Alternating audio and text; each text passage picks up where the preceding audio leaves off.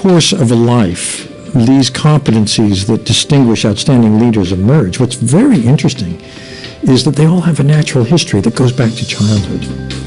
So if someone is a great team leader in a company, you very often find that they were a leader on a sports team as a kid, and that it's in the arena of life that we learn these abilities. You don't learn it in business school. You don't learn it in your classes. You learn it in the course of doing it.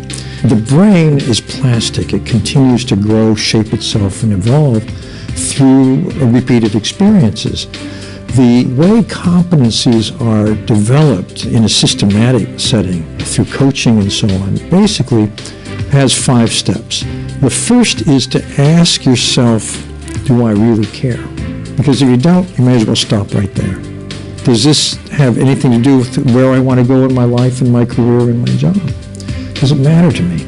The second is to get honest feedback from people whose opinions you trust, who know you well, about your strengths and your limitations.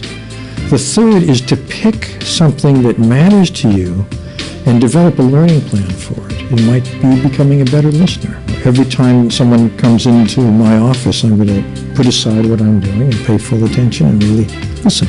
To do that, you may have to override things that you've done tens of thousands of times, which is because you feel pressured and you've got so many things going on.